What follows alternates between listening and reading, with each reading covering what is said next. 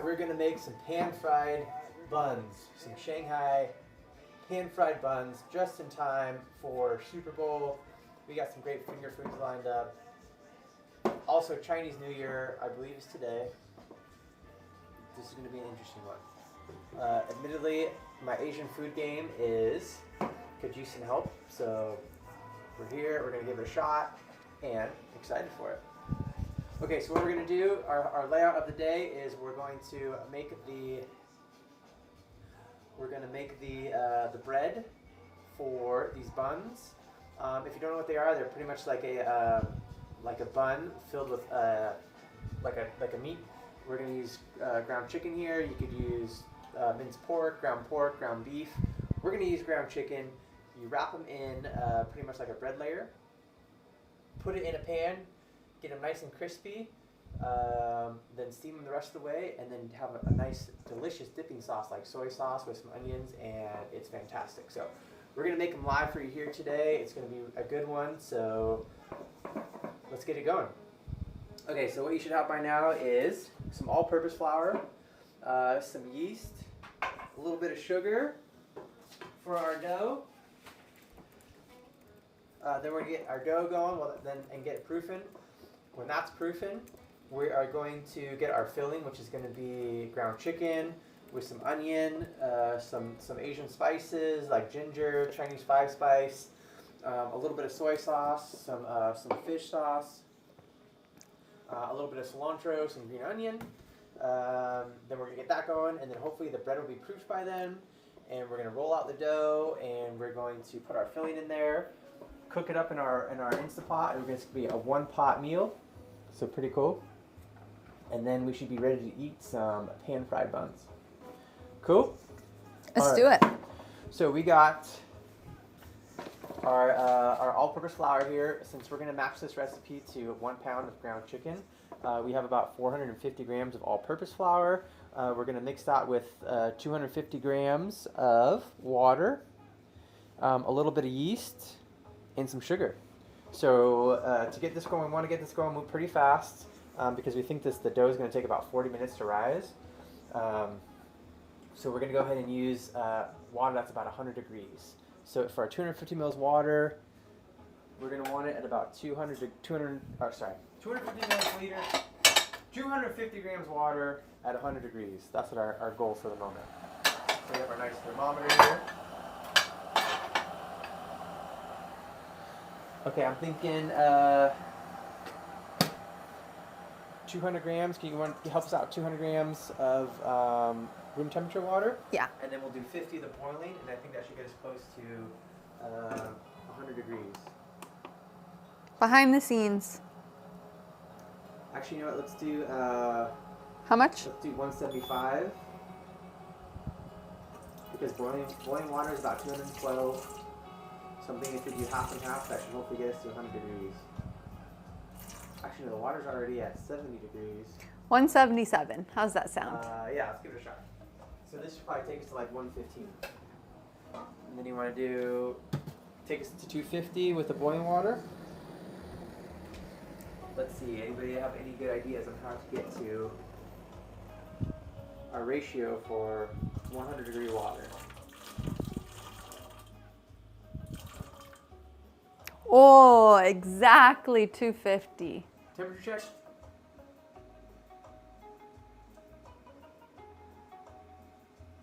Oh. What are we at? About 90 degrees. Is that good enough? Yeah, let's give that a go. Okay. Okay, then we're going to go ahead and dip it in, mix it by hand.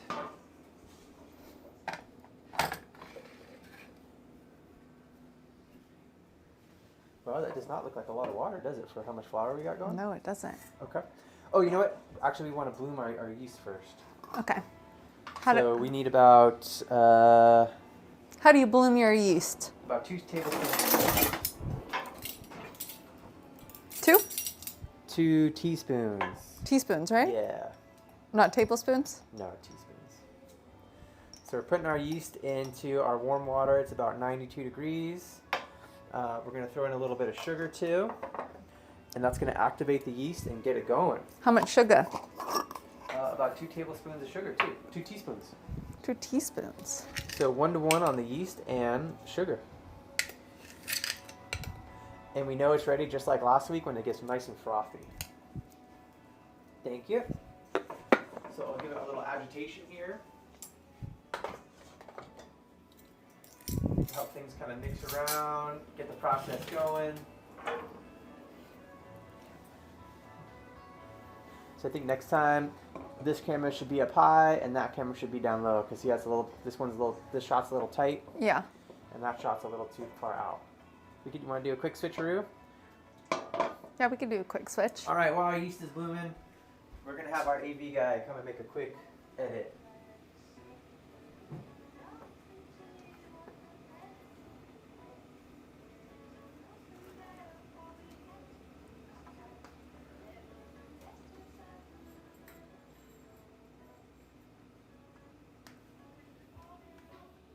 Switching the cameras here.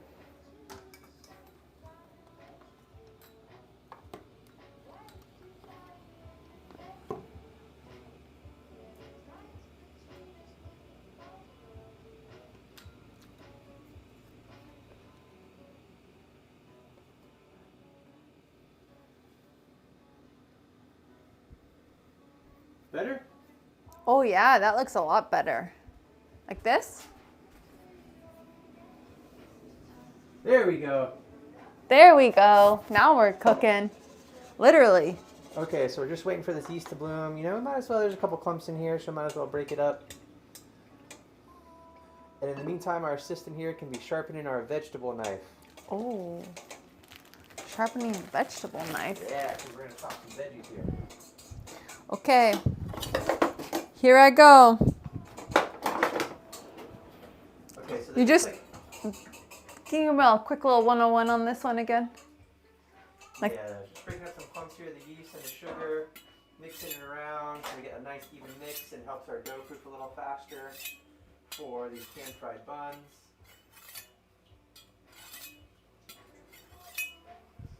Oh yeah. And we're looking for a nice frothy liquid here before we mix it in with our dough. Our flour. You want to come? Okay, that was kind of lame. We're going to be here for a long time. So just getting a nice little angle here on the sharpening. And the reason why we're doing this is because if you come in with a dull knife, it takes like a lot longer. And it's more dangerous because your knife's going to slip when you're trying to cut into things. So back it up. So run it by about 20 times each side. When you're done, I think About a 30-degree angle, 20-degree angle. I need to do a quick mic check on you. Okay. Because your green light isn't on. Mic check, mic check. I think only mine's working. There we go. Mic check. Okay, we're back, baby. We got both mics going. All right. It's okay. We don't have anybody on at the moment anyway. Do we? We got one viewer. One viewer. All right. Now we're back. All right. You want to try give it a sharpening here? Okay, so I'm right-handed, so I got to do it this way. Yeah. You need some more angle. You're kind of this way. There you go. There you go. How am I doing? Kind of slow and not enough angle. I think you're making it duller. There you go. Really? Yeah. You can make it duller? Yeah. Maybe just stick with one side and then do just one side like 10 times. There you go. It's a real skill. Do they teach you this in culinary school? I don't know. I've never been. It's a lot easier to do one side versus the other. Did you know that? All right. I think that's good, right? Maybe for a rookie. All right. Now go back and really sharpen it. You know, this whole time I thought you had to go straight on the blade. Well, I mean, if you do that, then you're making it duller. That makes a lot more sense, though. All right. Team Blonde in the house. I always thought it's the other way. Oh, why don't you tell them about our yeast? Look at that. Looking pretty good. Oh, look at it. It's starting to bubble. You can literally see the little bubbles coming along.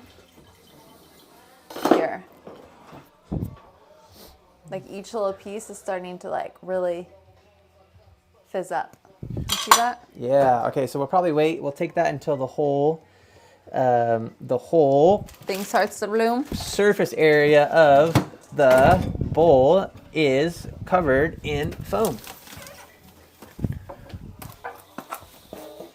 I'll put it on the stovetop because it's a little bit warmer. How's that sound? Yeah. Okay, so we're pulling out our chicken here, getting that ready to go. We got just a pound, just a tray of ground chicken. You can use pork. You can use beef. You can use your favorite vegan substitute, like seitan, which is pretty much just wheat gluten. You can use like soy. I think there's some good like soy substitutes. You can even use those bean patties that we made last week. Use those as a nice substitute. Those are delicious. Yeah. So is this considered an entree, a dinner entree? I think traditionally this is like a breakfast. What? Yeah, it's a breakfast food, but it's a great finger food. It'll be great, something that you can take to, like a great item to take to a Super Bowl party, because they're just delicious. They got bread, delicious meat, make a delicious dipping sauce, and people can just kind of grab and go. But yeah, I believe traditionally they are a breakfast food. Wow. Yeah, it makes sense. It's pretty quick. It's only could probably be done within an hour. For the filling, we're gonna do a pretty basic meat filling. We're gonna have like some ground chicken, some onions, some soy sauce, some Chinese spices like ginger, 5-spice, sesame seed, some of this balm like Trader Joe's chili crunch. But you can really put anything in there. It's a great like kind of must-go item to get rid of some food and some older items, combine it into a tasty treat. Oh, I'm excited. All right, so our yeast is looking pretty good. We're getting some decent foam there. Our yeast is blooming, so I think, what do you say? Let's mix this up. Okay. Is this what you would consider blooming though?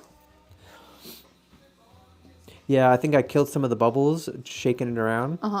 But it had some pretty good bubbles going before. And then see on the under the surface area, or under the surface of the water, how there's like starting to be some things kind of bubbling up. Yeah. See like those white areas? Yeah, that means it's good. Yeah, that means that's a good sign. It's blooming. The yeast is activating. It's starting to eat some of those sugars that we put in there. That's cool. The warm water's waking it up. And then this is just your basic dry yeast. You know what? I think the recipe was for instant yeast. Yeah, see, instant. So if you're just using dry, this isn't instant. This is active dry. You need to use a little bit more. So let me bump this up a little bit. You can look online for like the actual substitution for dry versus instant yeast. But just based on experience, I can tell you, using active dry yeast, you just give it a couple more shakes. Just a skosh more than your instant yeast. Oh. And the same thing, kind of agitate it to mix it up.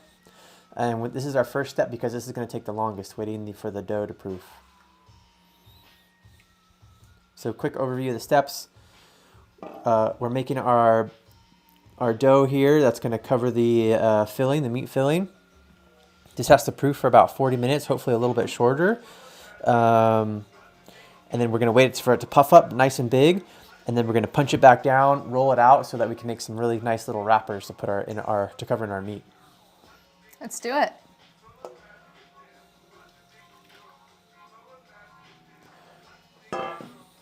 So this is pretty interesting because this looks like a pretty dry dough. But we'll see once we get it mixed in. Oh no, it's pretty good. Well, we use like pretty much half the water to flour ratio. Yeah, good call.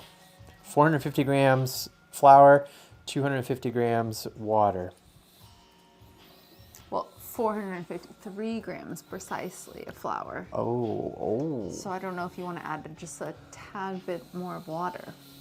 Yeah, we could do that. Just like a little splash? Yeah, let's do that. Maybe how about the hot stuff? Yeah. Mixing up some dough.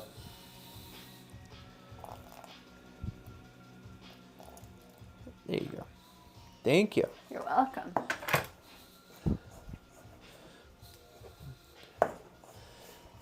This would be a good opportunity for the stand mixer now that I think about it, but you know what? It's okay. We can use this. Oh, I didn't even think about the stand mixer. Yeah. We could have really brought her into plates today.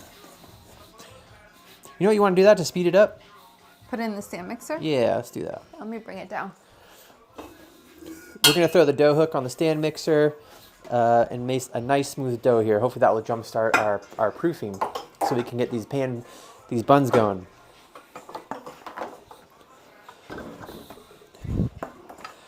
Mixing up the dough. We got a nice shaggy dough at the moment. We want this thing to be nice and smooth. You want me to keep it back here? Yeah. So I'll give you guys a look at what it looks like before going into the stand mixer. And then... And the stand mixer will probably warm it up too. I hope so. Oops.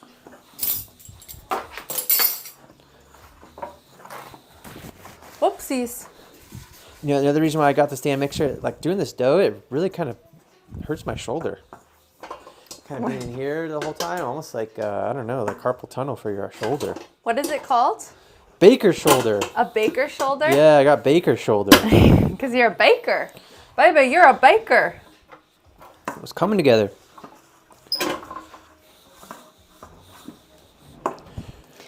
It's like going to come together the moment I get this prepared for you. Yeah, it's coming. It's getting there. Okay, we're ready for you. Okay, so it started out pretty shaggy. It's starting to come together now a little bit better. I'm about to throw this into the stand mixer, and I think we'll get a nice, smooth, shiny dough so we can get this proofing. Oh, yeah, I think so too.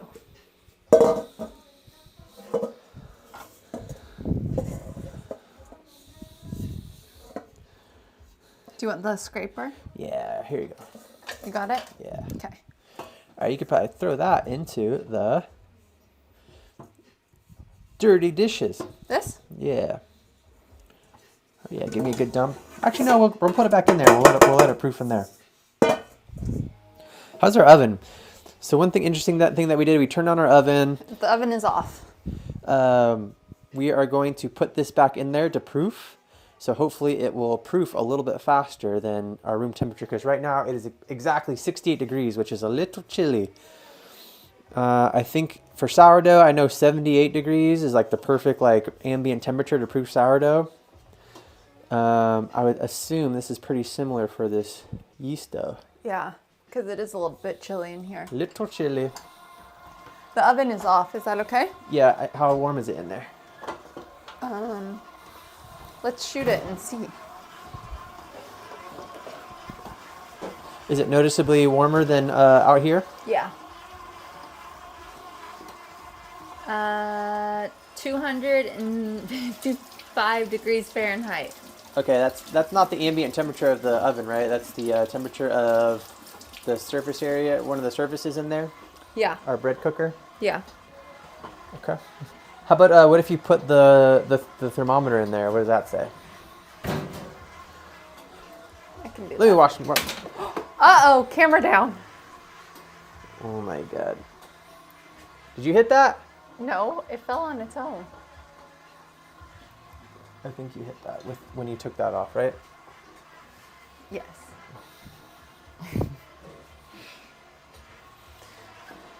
Just right here is okay? Well, I was thinking like more like this.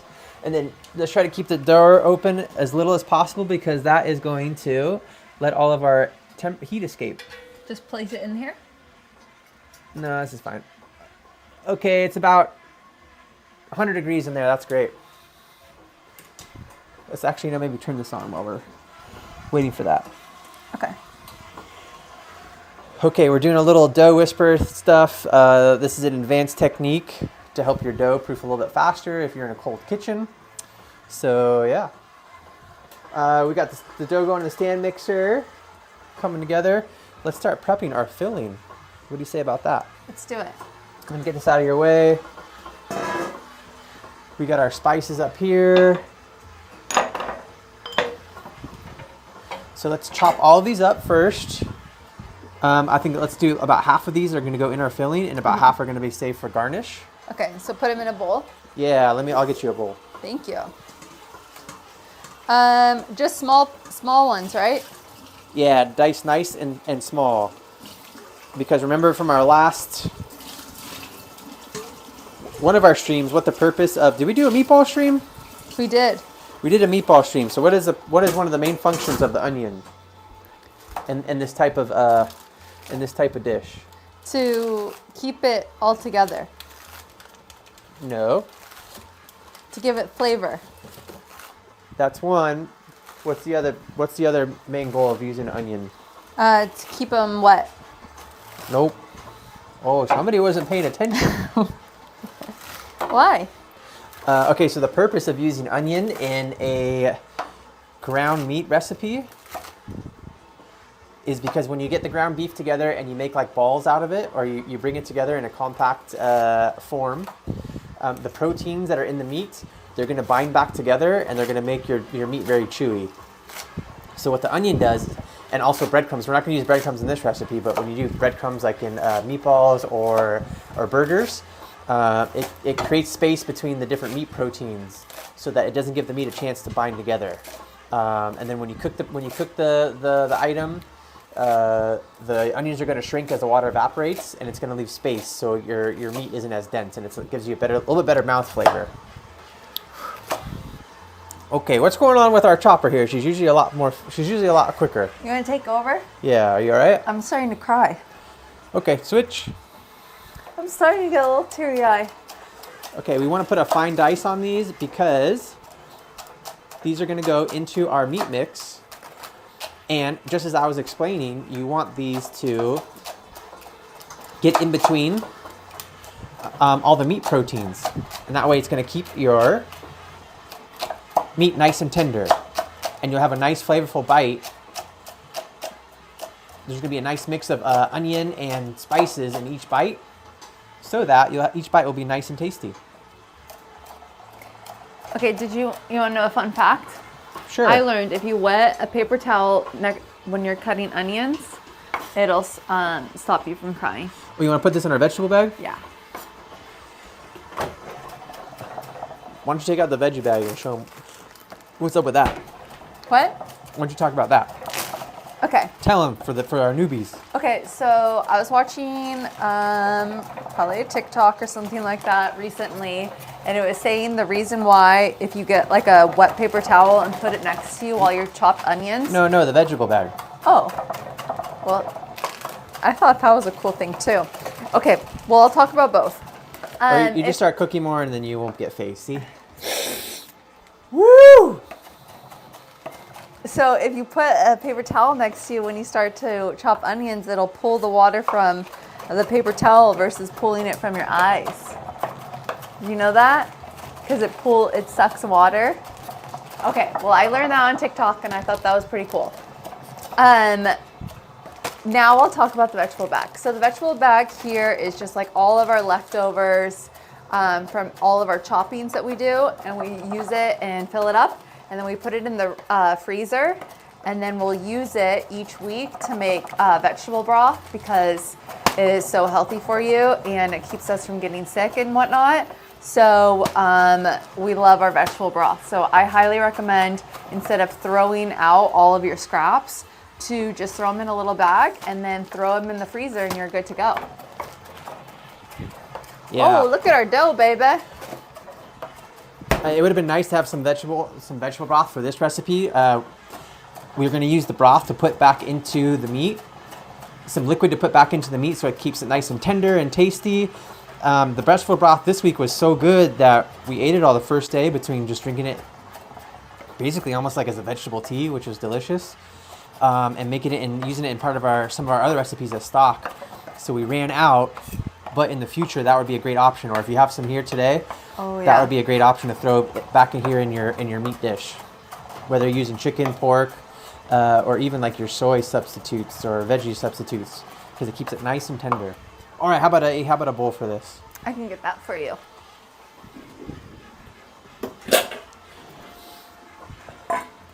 Okay, so we're just making our filling here for our pan-fried buns. So half of this is going to go in the mix itself. Half is going to be used as a garnish because it's tasty and it looks great, having a little bit of color on your dish here. Go ahead. You want to start doing half of the onion, or yeah, let's do a half of that onion, please. Half of this onion? Yeah. Yeah. Okay, so there are many different ways to chop an onion, and this is the way that Justin taught me. So you first take off the side that has this little fun thing here, and leave the side that has like the big root. That way you have an area to use to cut off of, and you want to keep it flat. So again, we're going to remove the skin from the onion here, and all of this is going to go back into our bag. And then you want them really fine chopped? Yeah. So we go across like this in like 3 or 4 different horizontal cuts depending on how big your onion is. And then you're just going to go vertically and cut just lines down the side. And it makes the chopping of the onion so much faster and way more diced. So we are moving now. Okay, I was hoping for a little bit of a finer chop on those, but are you going to go back over them? I'll go back over. Okay. It's just a big onion.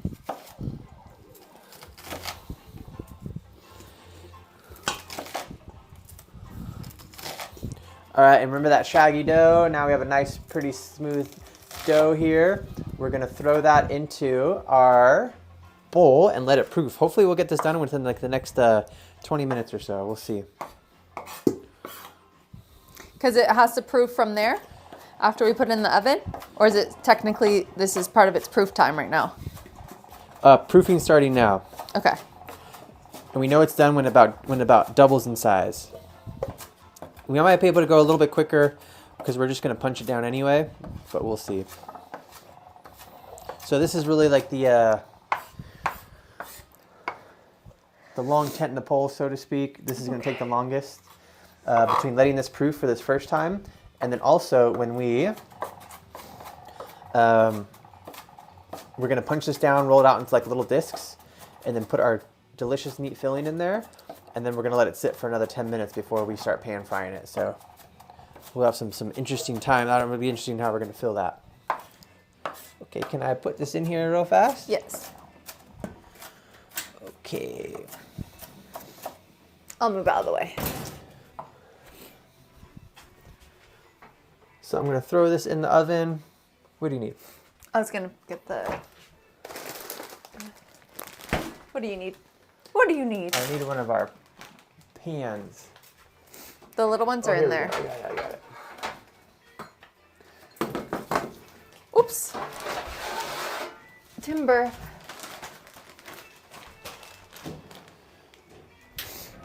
Woo. Whoa, a little warm, 300. Okay, I think a little too warm. So maybe I'll start this up here. You could probably put it up in that area up there, yeah. Yeah. We have a comment?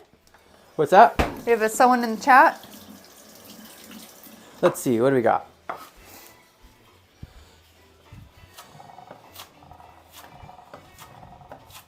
That's funny. It's a young Uma Thurman and Joey from Friends. What a crossover. Oh, thank you, Macaulay Culkin. I was like, Joey, whoa. Oh, wrong Joey. Okay. Oh, I'm going to put a little olive oil on that so that it doesn't get like a little crust on it. We don't want that. Oh yeah, we don't want that. So I'm going to oil it up, and then it's going to make, actually, no, I'm going to do a little avocado oil. So that way it stays kind of a very neutral taste here. Because... Why not olive oil? Because olive oil is delicious, especially the ones we have, but it tastes like olive oil. And we're not doing Italian tonight, even though we like Italian. We're doing Asian. So I'm going to keep it like a nice neutral oil. Ooh, this dough's already kind of warm. Pretty cool. I think the mixer keeps it pretty warm because it's like always moving. Yeah. I think there's such a thing called like as a friction coefficient in this baking when you're doing dough. And then that will tell you like it definitely impacts the proofing time. So just a nice little sheen on our dough here to kind of keep the air from getting into it and getting a crust, which is not that tasty. That's why we don't want to do that. How's my chopping skills going, baby? Keep going, keep going. Keep going? Yeah, like a nice fine dice. Okay. We want a Michelin star quality dice here. Okay.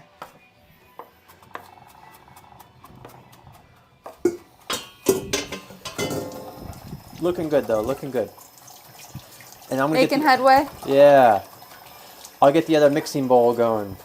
Okay.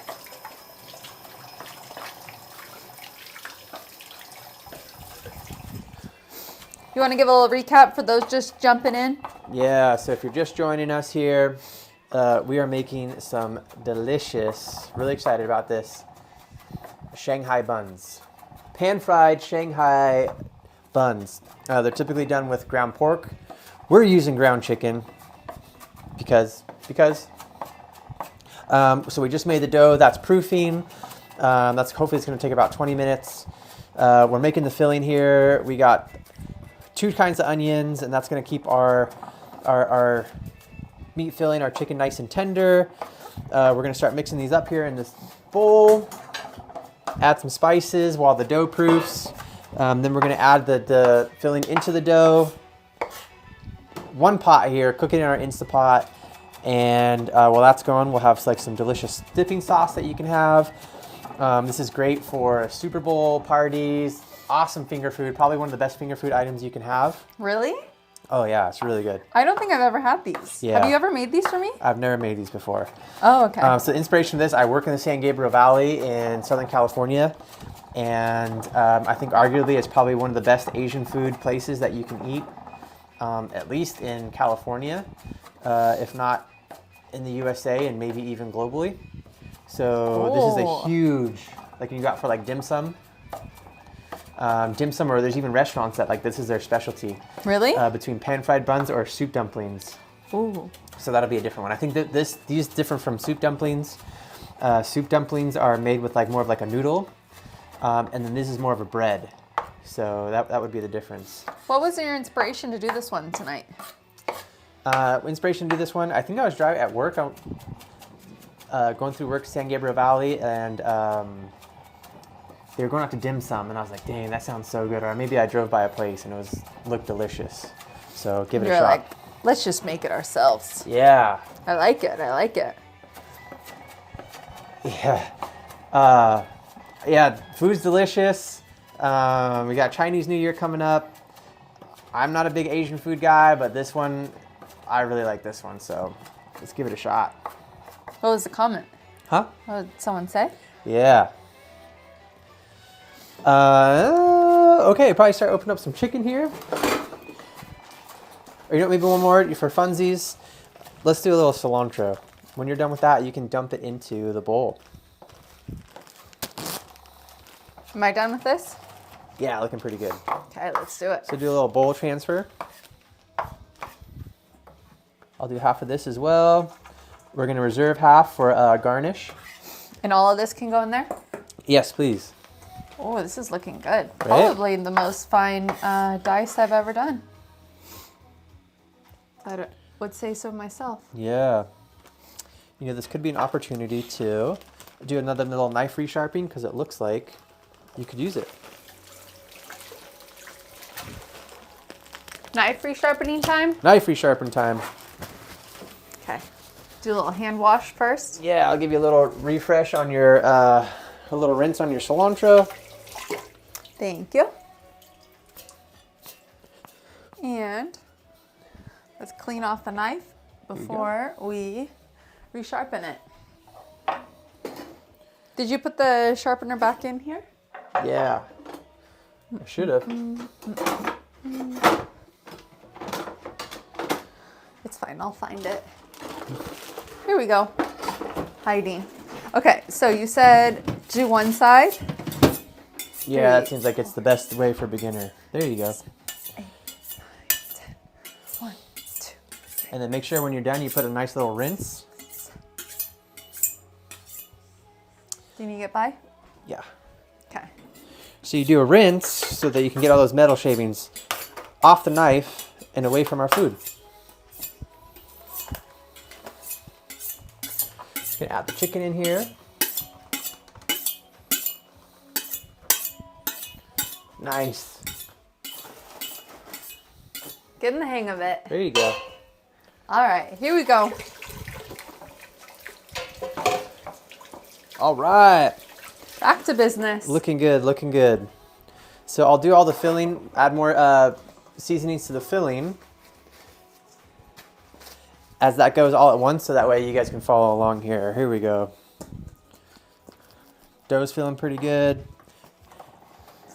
It's all my favorite things like onion, ground chicken, cilantro. Right?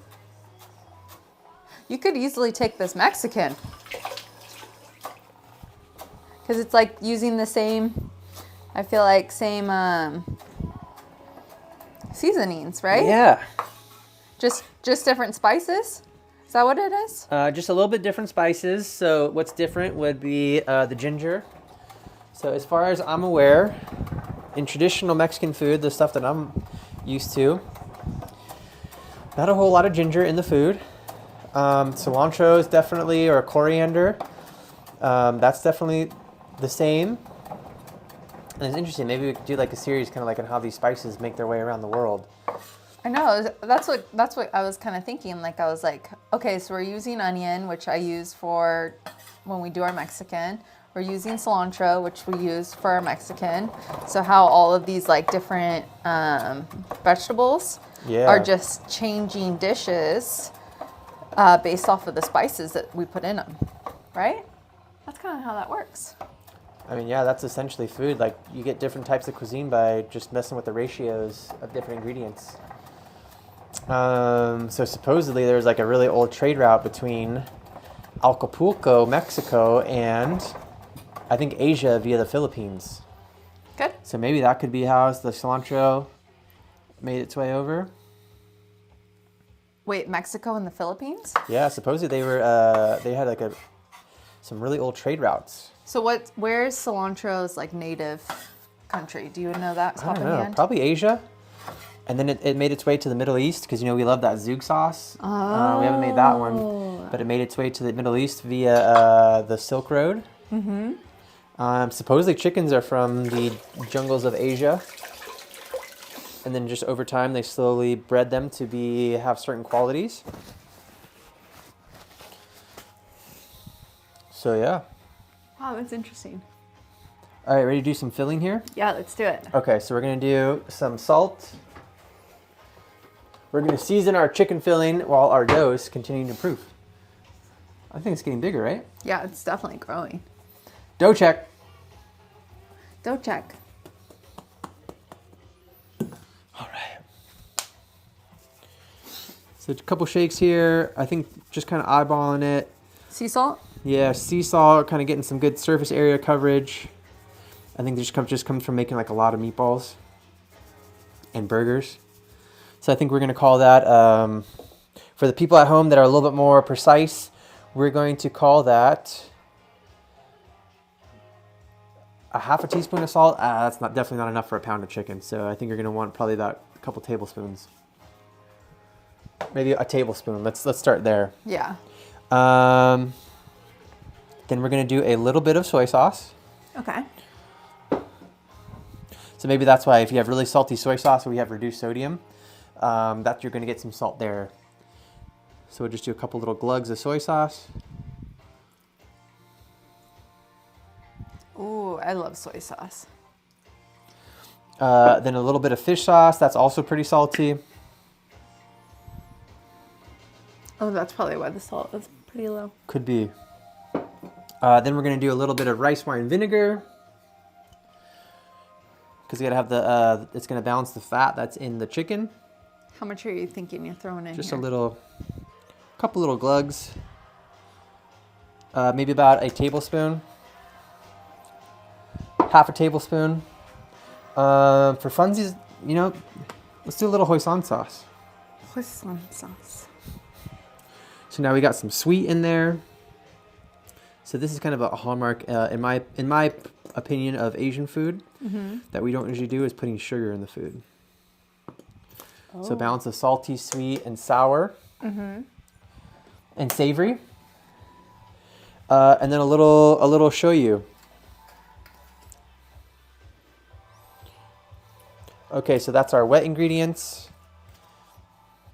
And then our spices, we're going to do a lot of ginger because we like ginger here. Definitely good for your stomach too. So on the ginger side, if you're following along, it is about a tablespoon of fresh ginger. We're doing powdered. So you can probably do, I like a lot of ginger, I'd say another half tablespoon. Or if you're used to using ginger in your food, you can eyeball it. A little Chinese 5-spice, which I really don't know how Chinese this is, but it's called Chinese 5-spice, and it's got like clove. What's it got?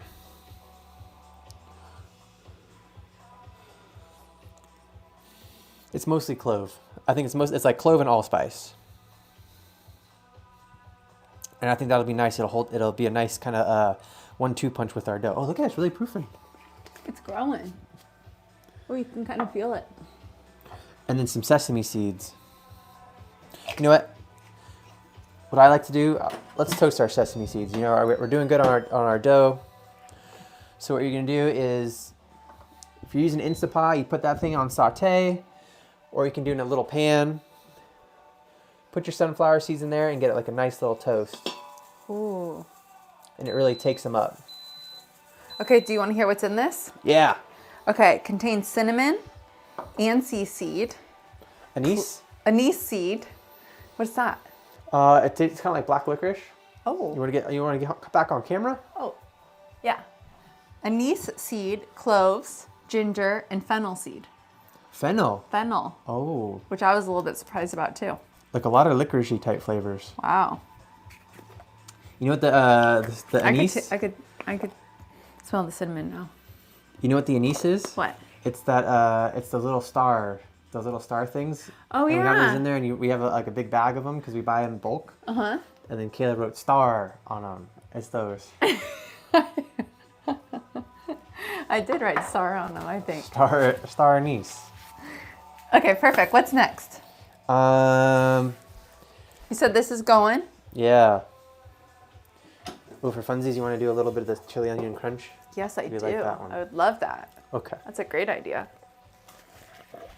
You know, I was also thinking, I don't know if this is the kind of dipper that this is worthy with, but this one. Yeah, maybe on at top. The end? Yeah. Okay. So this is a great one. If you guys don't know about this one, this is fantastic. Oh, that's one You of put our this on favorites. Trader Joe's favorite, I would say. Yeah. Oh, yeah. Oh, hot Let it rip. peppers. Let it rip. Hot peppers. Yeah, let's put a little heat on this. So we got some homegrown. Oh yeah, it's good. Homegrown what? Forgot that chili onion crunch has a little bit of packs a punch. Yeah. So let's just do a little cayenne pepper to put a little heat on it. Okay. And the reason why I like cayenne pepper is because, Do you need it? Right here. yeah, I love cayenne pepper. because the cayenne pepper itself doesn't really have a flavor. It's just mostly just kind of heat, as in spicy heat. Okay. Versus chipotle powder, which definitely has a chili, different type of taste. Do you want me to let you in on a little secret? Yeah. So I heard if you add a little cayenne pepper to like scrambled eggs in the morning, it helps boost your metabolism. Whoa. We should try it. We should try it. Oh yeah, starting to smell pretty good as those toast up. Oh yeah. Here, I'll give it a little stir so those ones are getting caught on the side. They don't burn. There you go. Okay, so we have some runaway onions that I'm just going to add back into the bowl here. And And then I'm going to mix these bad boys up by hand. By that time, that should be... Ready to rock and roll? Yeah. Oh yeah, you did put a good dice on these onions.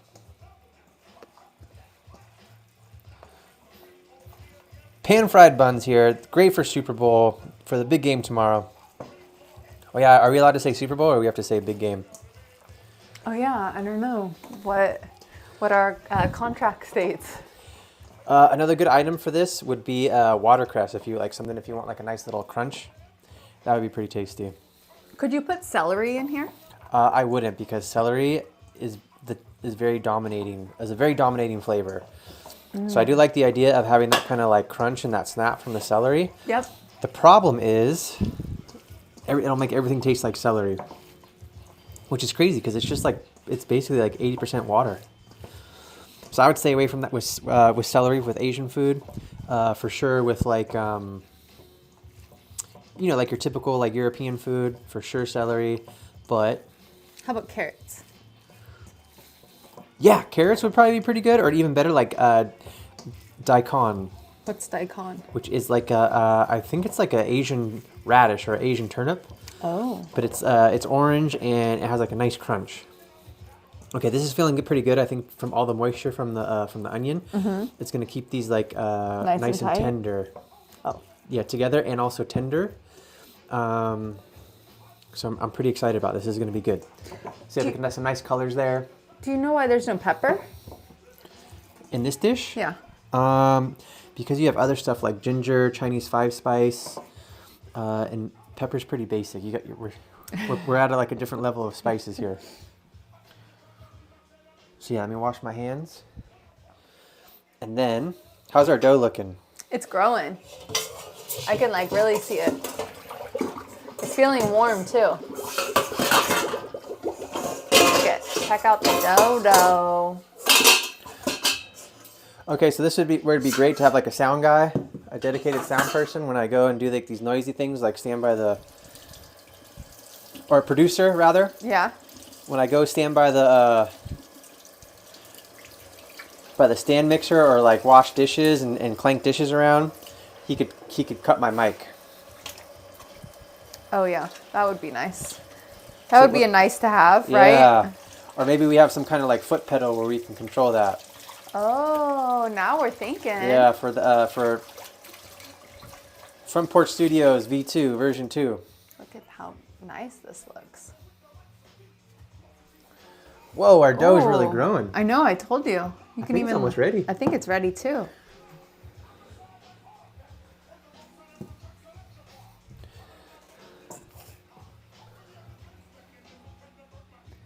So I'd say it's getting close to doubling in size. Nice and fluffy. Yeah, it's definitely doubled in size. Yeah. Definitely smells a lot like our dough from last week. Yeah, the yeast. Yeah, you can see the difference between that and sourdough, right? Mm-hmm. All right, you want to give this a shot? Or do you want to let it go a little bit more? Let's do it. Let's run it. What do we need to do? We need our rolling pin up there. Okay. And we need our flour again. All purpose? Yeah. Do you need this all the way? No, we're gonna roll it out on that. Okay, so just probably cleaned off a little bit. Actually, I don't know. I kind of like it in the dough. It's a cool like little some cool colors. Okay, I'll leave it then. That sounds like a great idea. So same thing. I might even do a little cilantro. Throw that in the dough for a little extra color. One of the things we're almost out of is our sesame seed. Oh, careful. We don't want to burn that because then there's nothing worse than having like these are pretty fatty. There's a lot of oil in these. So if you burn it and then it's no good. It'll mess you up. Really? Oh, yeah. I didn't know that. Yeah. Oh, that looks good. Yeah, that looks really good.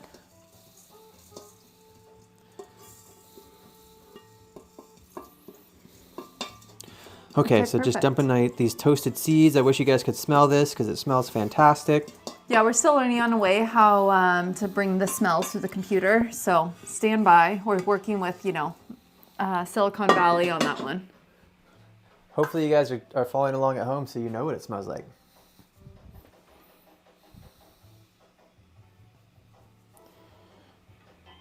Okay, so I think we're shooting for about 40 of these things, so it should get pretty interesting here. How close we get. 40? Yeah. Ooh.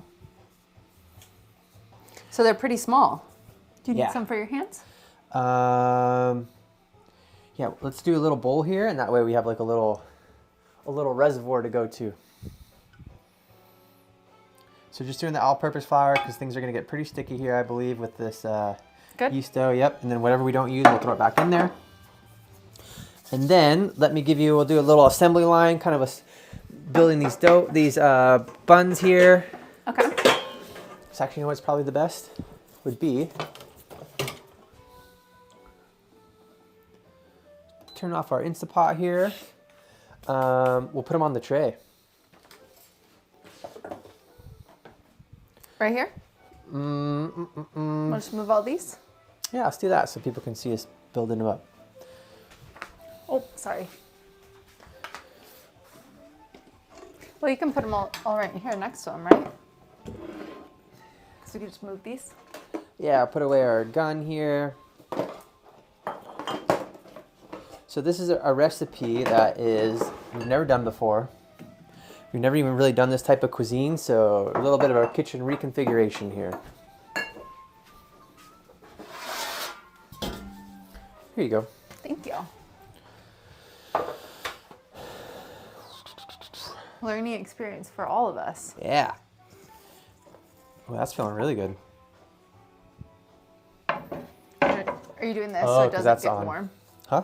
You were doing this so this one doesn't get warm? No, I didn't have any particular reason for that. Oh, okay. Okay, let's, I think the dough's ready. yeah, we're gonna give it a shot here. So, how do we wanna do this? So we're gonna make 40 buns. So maybe if we break these up into 40 pieces and we just kind of roll it out, we'll be good to go. Let's try it. Okay. Dumping out the dough here. This one is really good to have a pastry tool. I like these a lot. These are great. And I'm just going to chop them up into about 40 pieces and then just start working them individually. 1. Try to go for about the same size here. 3. 4. If we're really scientific, we'd have a little scale here and do 40 equal pieces and then weigh out each one. But that one's kind of chunky. 2, 3, 4, 5, 6, 7, 8,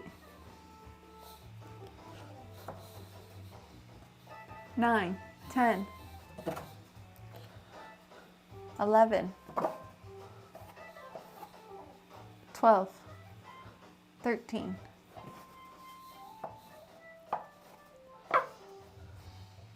14, 15, 16. I'm not being too scientific on the shapes here because we're just going to roll them back out anyway. So just chunking them up together. 17, 18, 19, 20. I don't know why this reminds me of the movie Kung 23. Fu Panda. This song? Huh? This song? No, this process. What is the movie that he's making like noodles? 24, 25. Oh, that was don't know. one. Oh, 25. 25, 26, 27, 28, 29. Oh, good job, baby. 30, 31, 32, 33, 34, 35, 35, 36. 36, 37, 38, 39, That one's kind of chunky. 40. Good job.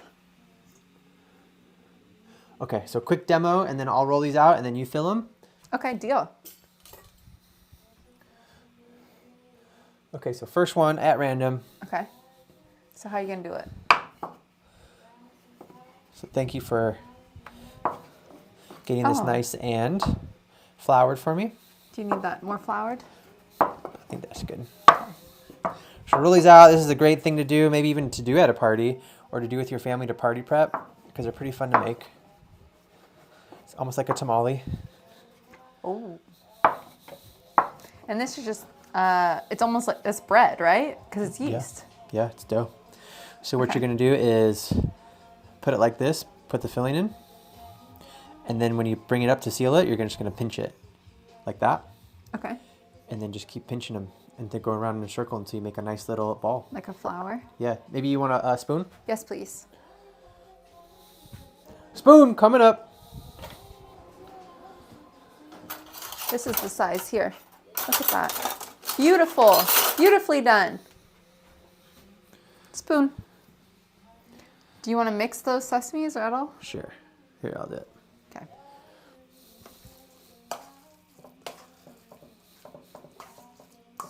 Good Mix job. it in the sesame seed.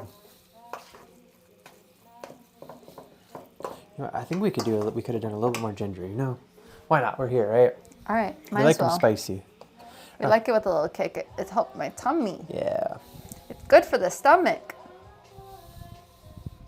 Gingery. Perfect. Making some pan-fried buns here. We've made the dough. It's proofed. We're mixing in our final meat mixture. We're using ground chicken here. We got some rice wine vinegar, some Chinese 5-spice, a little hoisin, a little soy sauce, a little fish sauce. And we're about to load these bad boys up. And they're going to start being recognizable as buns. Is that too big? I think that's good. Let's give that a shot.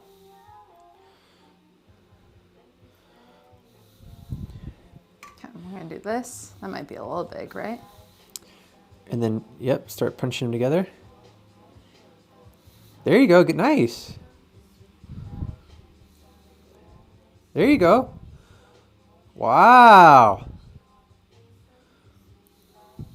Yep, and then seal it up because gonna have some like really tasty juices in there between all the onions and the sauces. Oh, nice little spin on top. Give it a nice little seal. Wow. Okay. Look at that. Good? Wow. Nice. All right. Let's keep it moving, right? Yeah.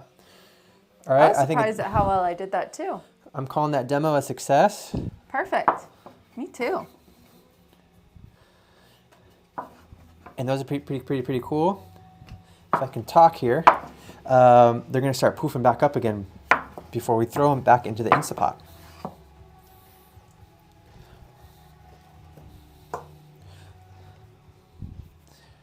Hand it over.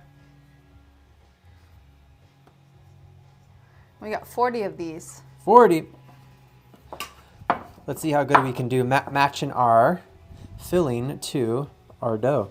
I know I was going to get a little nervous about that one. And I think there's really no scientific way to do that unless like you literally measure everything out.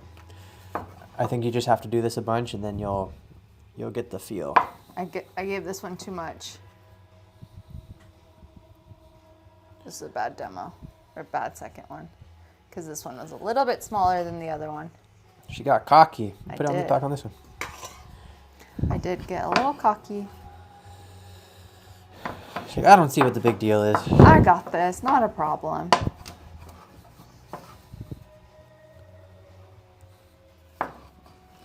And then I'll probably be faster than you at this. Mm-hmm. So then once I roll all these out, I'll jump on the line and start helping you fill.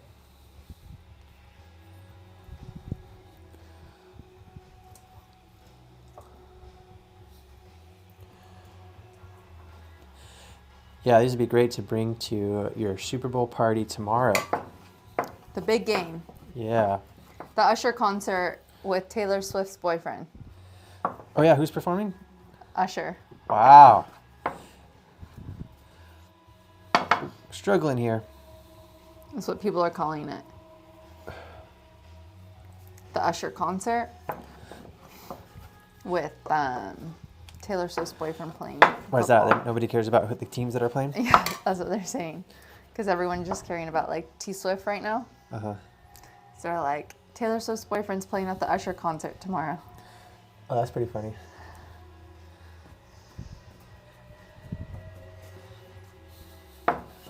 San Francisco, we have a team? Hey, I'm a Niner fan. Oh, here's a big boy.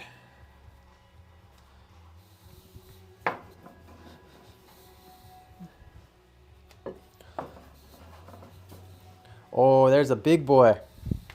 Whoa.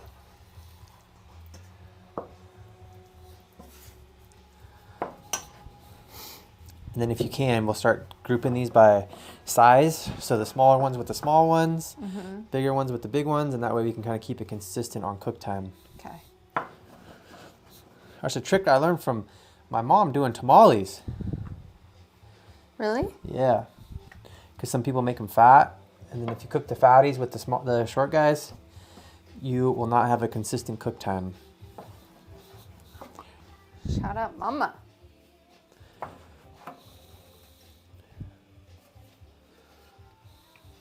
We'll get small, medium, and large. The big boys.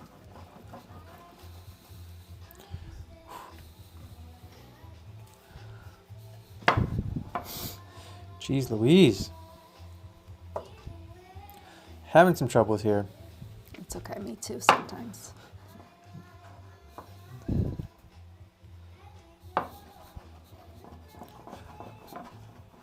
There we go, there we go.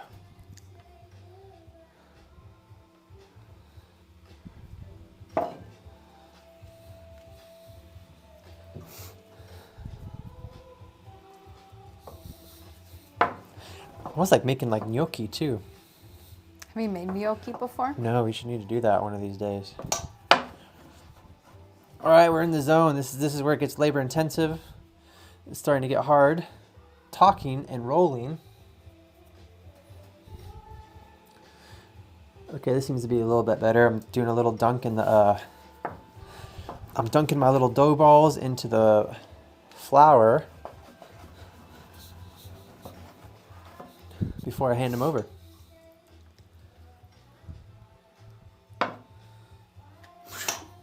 Thank you. Well, this is too big. Good job. Those are looking pretty good. Thank you. For someone that's never done this before, I'm kind of getting the hang of it. Yeah, and then you realize, you know what? Food all over the world is pretty much the same. There's only so many ways that you can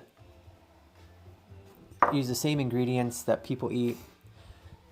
Over and over again. Yeah. Just a little bit different ratios, little changes in technique, but overall it's pretty much the same.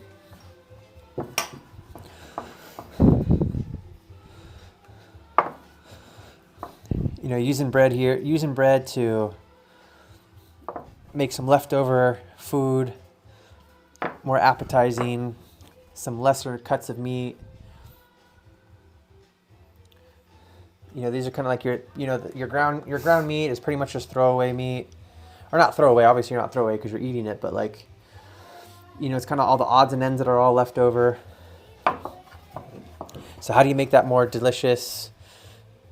You mix it with spices, you dress it up in some bread, and then there you go. That's how you get rid of the noses and the lips and the ears and the tail, because you can't throw it away. Just use it. Yeah.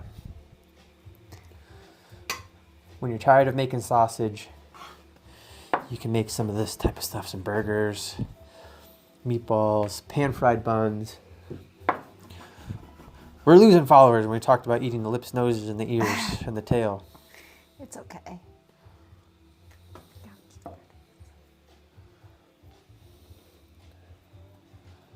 Oh, we got a big one.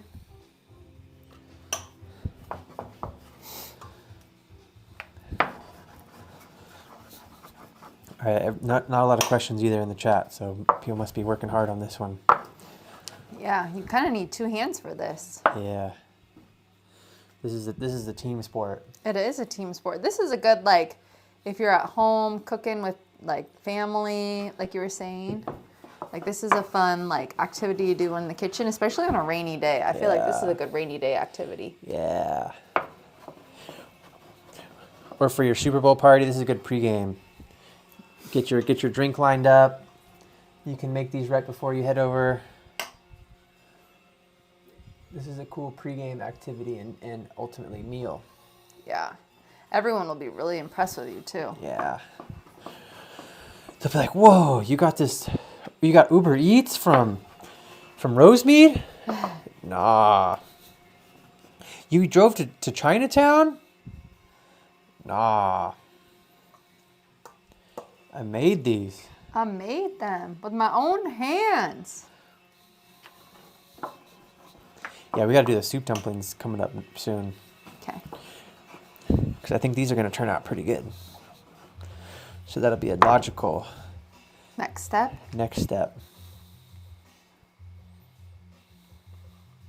I mean, yeah, I'm really excited for you to try these because like the bread gets like nice and crispy, almost like a donut. Mm-hmm. But instead of being like too kind of sweet and sugary, you get a nice taste of like delicious Asian cuisine. Yeah, I'm a little surprised you went fried tonight. You never go fried. Yeah. We've never done a fried. It's typically not fried. I mean, it's fried the same way that the eggs that you make are fried. It's not like it's like a deep fried, like fried chicken or something. Oh. You'll see. It's more of like a toasty. I think that's probably more accurate.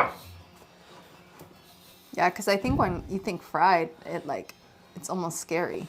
Yeah. You know, I'm like, oh, I don't actually want fried. Yeah, that's a good point. When somebody says fried, I think the first thing that you think of is like deep fried. Yeah. These are definitely not deep fried.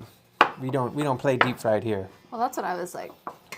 When you first told me that we were making these, I was like, what? You never allow, or never not allow. I shouldn't say allow. We never recommend fried food. Yeah, we don't get down like that. Look how cute these are starting to come. But technically, if you cook when you cook your egg in butter, that's a fried egg. Yeah, but I didn't even think about that. You know? Yeah.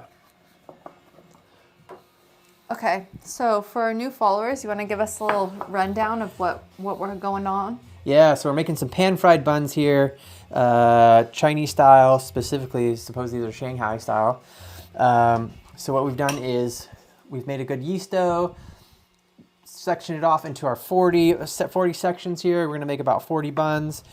We got ground chicken in here with like lots of spices, cilantro, onion, Chinese 5-spice, ginger, hoisin, fish sauce, soy sauce, garlic, chili, onion, Trader Joe sauce. We're filling up our little dumplings here. Kayla's got like a nice row, if you can see over to the right. Oh, they're just like out of the shot. She's loading them up here with the meats, and we're going to pop them in a nice quick little pan fry and then steam them the rest of the way. And that should probably take about 4 minutes per batch. So let's see. I think we're about halfway now. You think? Yeah. We're moving that fast? Yeah. Actually, no, about a quarter of the way. Take it back. So we're just moving right along. We got a nice little assembly line going. It's like oddly satisfying, like doing these. I think it's one of those things that, was it one of our podcasts that we were listening to or something? It was like just doing things by hand, just like physically touching food and like the work that goes behind it, like the labor is just like so soothing and calming and like refreshing. Does that make sense? Yeah, like when you do stuff with your hand like this kind of stuff. Yeah. It gives your brain a chance to kind of zone out. Yeah. In a good way. Yeah, it's nice. And I'm glad that this is calming for you because we got 7 more orders that just came in. This is really calming. Then once these pop in, we're going to make a nice dipping sauce. I think a combination of the Trader Joe's garlic onion sauce, some soyu, some soy sauce. Maybe do a hoisin version for a little sweet, mix it up a little bit. So we can like dunk these up and they're going to be delicious. Also a great thing to take to Super Bowl. Our dough's still proofing over there. It's getting, it's starting to stick together. They reproofed after our little chop up session. Oh. Okay, so I have a quick question for you. When you serve these, is it supposed to be like in a soup form? No. No? No, because you just spend a lot of time frying them to get them crispy. So that you definitely don't want to get them wet in a soup. You can have them next to a soup. They're really tasty with the soup. But you definitely don't want to put them in liquid because we pan-fried them to get them crispy in the first place. So these will be good with like just like a dipping, you said. Yeah. So if we were to like bring these to the Super Bowl party we got invited to for tomorrow, yeah, what dipping sauce would we provide with them? I would do some kind of like beefed up sauce based on soy sauce. With like some green onions, the other green onions that we got cut up, and sesame seed. So I do soy sauce, green onion, sesame seed. That would be one. Okay. Then I would do another one, maybe like a hoisin type, hoisin or like oyster sauce, like a sweeter one. Okay. And then the other one, maybe like a chili oil sauce. So that Trader Joe's chili onion crunch. So essentially we put these like on like a little platter, and then in the middle have a few different like circle dipping bowls. Yeah. Is that what you're envisioning? Yeah, and then you'd be like a hero. Oh. Because it sounds like the cooking time for these ones are like really short. Yeah, probably like 5-6 minutes. And I think we could probably cook about 15-20 of those at a time. Really? Yeah. Wow. As long as there's enough to touch the pan of our Instapot, we can let it rip. Okay, let's do it. Okay, that one's not exactly a circle. It's okay. Some of these aren't exactly the best anyways, so. How are you feeling over there? Do you want to try to switch, or you're good with what you're doing? I'm good with what I'm doing. I'm in the groove.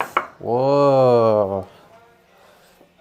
Wow, do they freeze well also? Maybe make once, use twice? I don't know. They usually don't last that long. We eat them. But yeah, I'm sure they freeze great. We're going to eat 40? Huh? We're going to eat 40 Look of them? at how small those are. Oh. Yeah, I guess that is a great question. How many did these serve? I think these 40, so it's a pound of ground chicken. So I think you could usually get 3 to 4 servings out of that if you use it as an entree. So maybe if you froze these, I think I would freeze these uncooked and then defrost them and then do your go through the pan fry routine. Oh, that makes sense. Because I think to try to pan fry them, get them nice and crispy, and then throw them in the freezer, I would worry that they get soggy. And then you lose kind of the point of going through that process.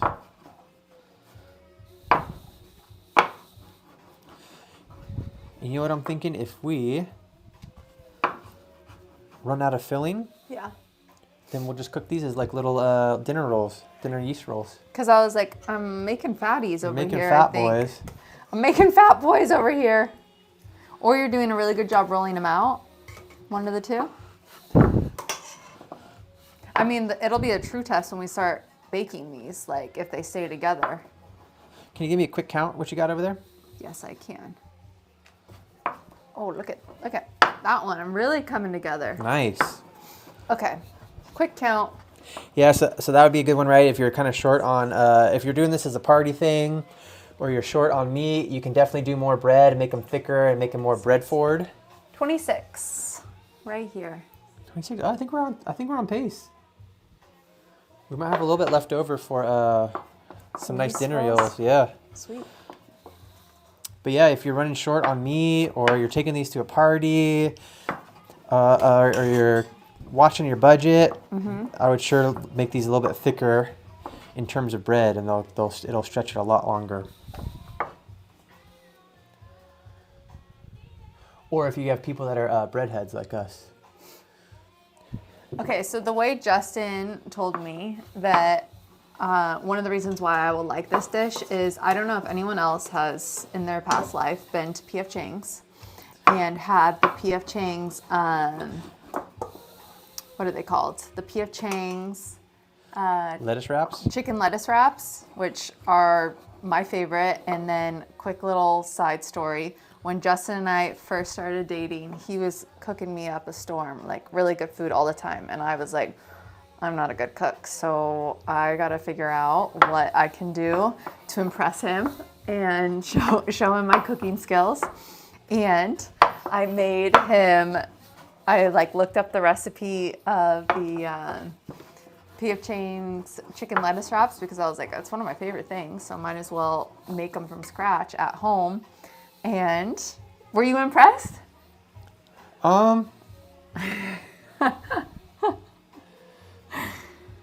It was a good attempt.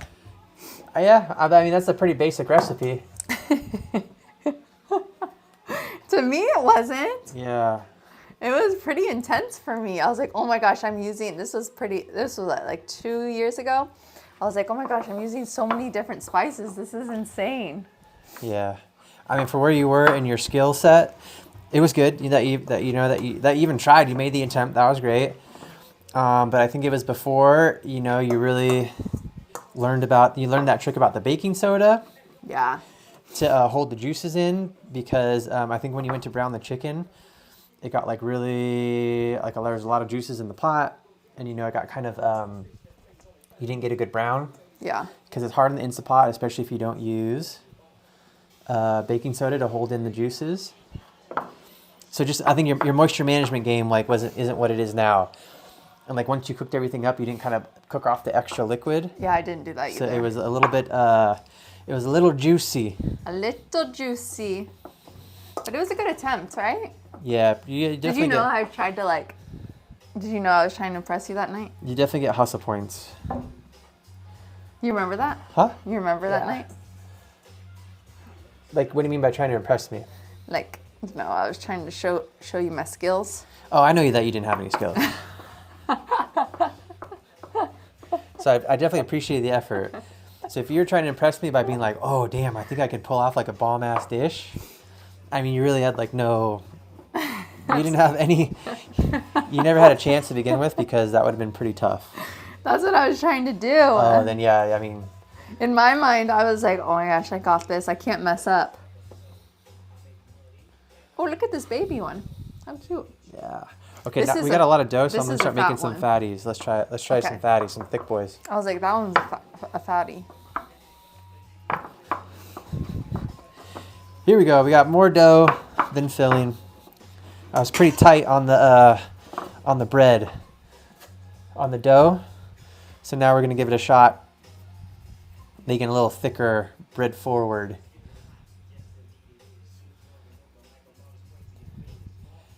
Buns here. So that's a tough one, kind of managing your especially when you got two big pots of ingredients and you want to try to go through them at the same rate.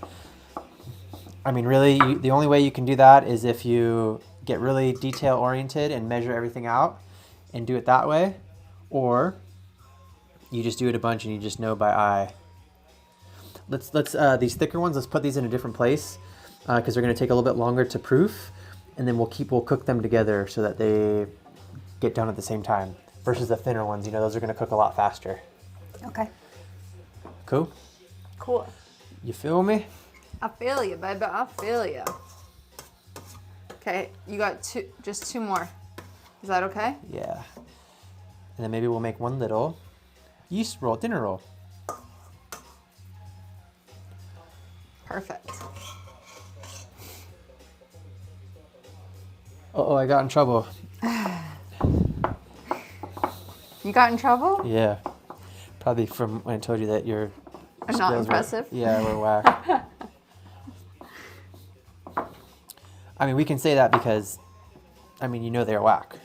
Well, I've come a long way. Yeah. Don't say they're whack. I just come a long way. How about that? Less impressive. Okay, they were whack. You had no game. Well, now I have game. Yeah. Now you got skills. Not as many skills as you, but Okay, definitely skills. A little yeast ball, and we'll poof this back up in 15 minutes. Actually, 2. Let's make this. And then we'll have a nice little dinner yeast roll. Let's see how that goes. Okay. So versatile. I tell you, man, once you get one of these, once you unlock, you unlock bread, you unlock a lot of these recipes. Once you get it down, like new stuff will come really easy because it's all the same stuff. I mean, people have been passing around food techniques for probably hundreds of thousands of years. Everybody just puts their own little twist on it. All right, let's bring up the Instapot. Should I put it right here? That might be a better spot for it. Let's do it. All right, here we go.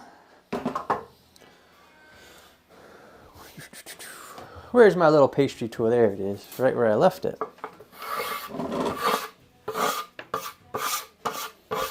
Okay, Instapots are probably like one of the greatest inventions that we have seen in a long time. Oh, do you think it's too high up right on this camera? Because you don't really get to see what's inside of it at this point. Yeah, maybe we'll put, no, you're good. So for that camera, I'll put this one over here. Like that? Yeah. Oh, wait. No, not like that. Like that. There we go. Okay, need to work on our camera blocking here. Okay, so what we're gonna do is I'm going to first rinse out some of these overly toasted sesame seeds because that kind of scorched fat will definitely not help the flavor. Okay. Do I need to preheat the oven at all? Yeah, you can preheat the oven. Let's do 375. I think 375 is what we did those yeast rolls at. Yeah, let's do it. 375. Here we go. All right. Or you know what? If you want to get crazy, we could steam them. The yeast rolls? Yeah, and keep them like real. And they'll grow? Asian style. No, we'll cook them in the steamer. Like dim sum. Okay, we got to take you out to a good dim sum place and we'll show you what's going on. I'm not really sure what's going on. So I'm going to put this on saute and I'll spin this around so you guys can see. Uh-huh. And I'm going to start heating up the oil. Okay, saute 30 minutes. For the oil we're going to use, we're not using olive oil because we don't want this to taste like olives. Okay. So we're going to use a little bit of mixture of ghee, which is clarified butter. Right here. And some avocado oil, which we have already set up. So the cool thing is it's very little oil. You want just enough so that you can kind of scorch and toast the bottom of your buns.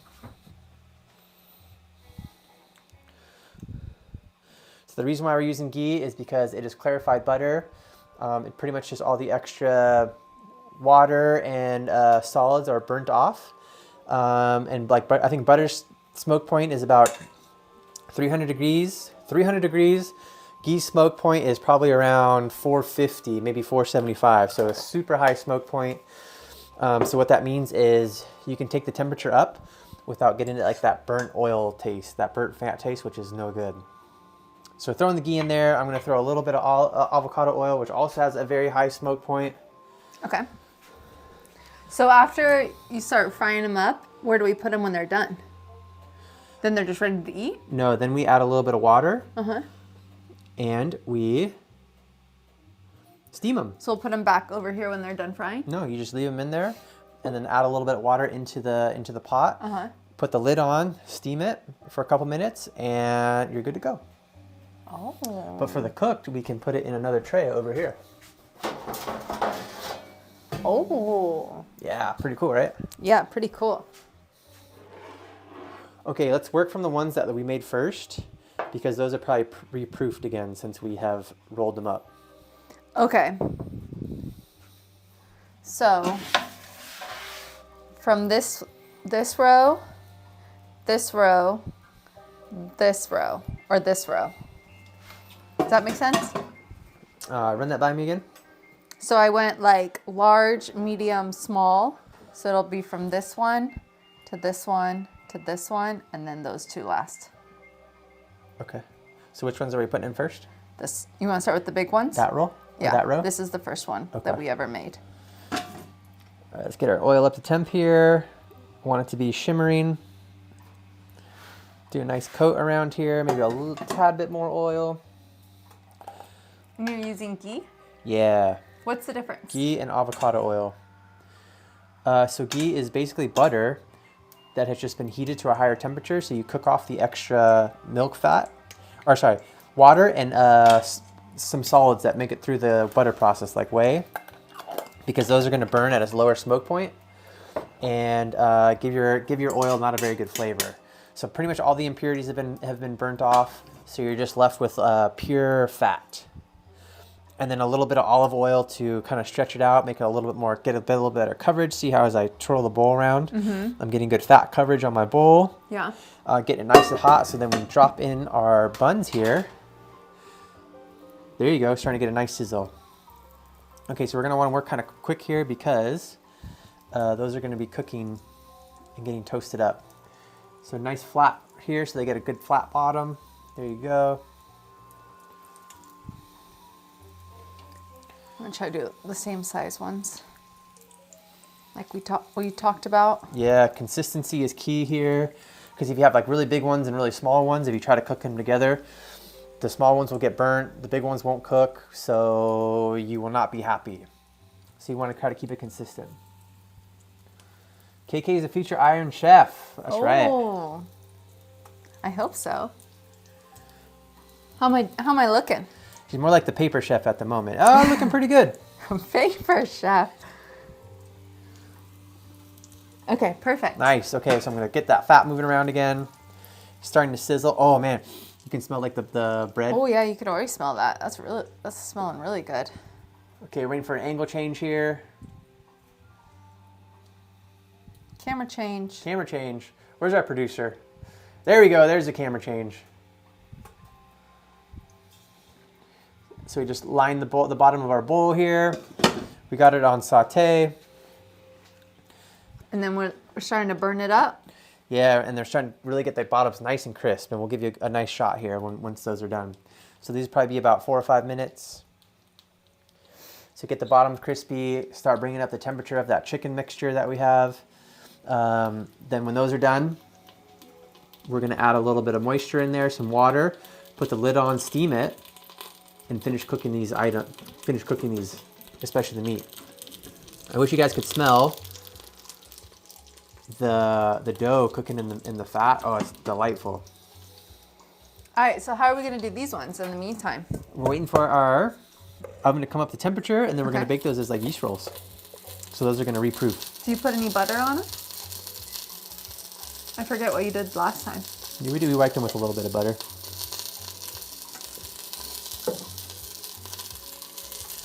Oh, now you can hear them. They're sizzling now. Let's see if we can get them on the microphone. Oh yeah. You guys picking that up? Oh, I can see it.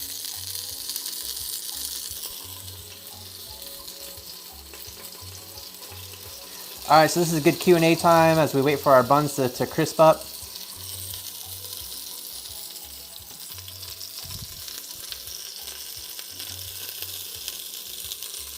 Just kind of swirling the fat around, keeping it moving, because our surface here isn't totally plumb.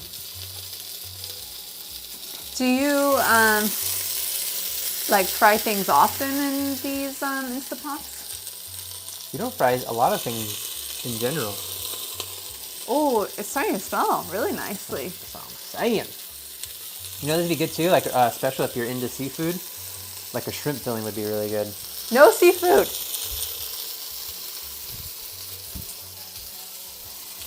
Okay, typically a good sign of when these are starting to get nice and fried up is when they separate from the pan really easily.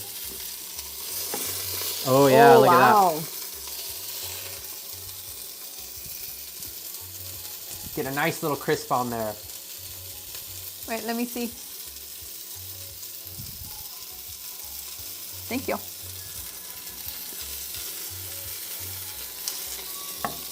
Oh, baby.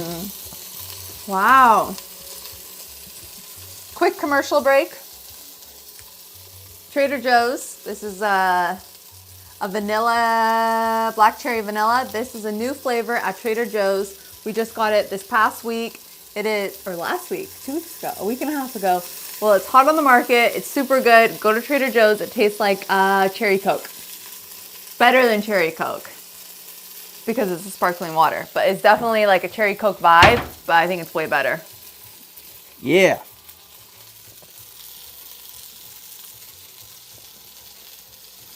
Okay, quick pointers here. See how it's kind of pointing through? Mm-hmm. That's not great because I think we're going to lose some juices. Okay, so that one was too thin. Yeah.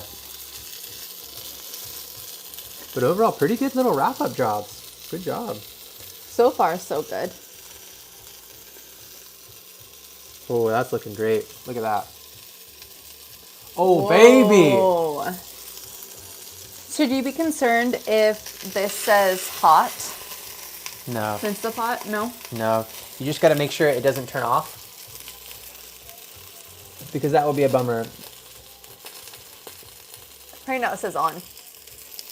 Oh, you're still good? Oh, okay. Sweet.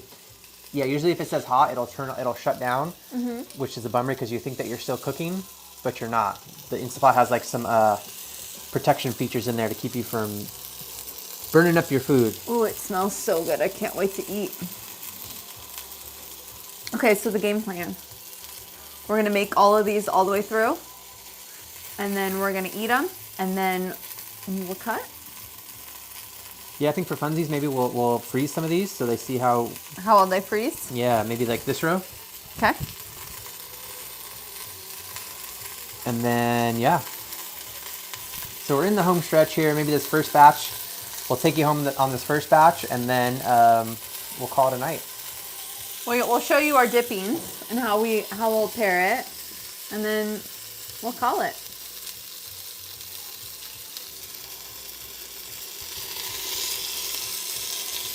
Oh, baby. Wow, that's looking really good. That's looking like a pot sticker. Is that how pot stickers are made? Oh, I can hear that.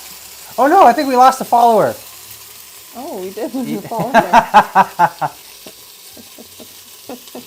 It's a highly controversial recipe. It's going to make you lose followers. All right, so now we're going to steam it the rest of the way. Okay. So I'm just going to put a little bit of moisture in here.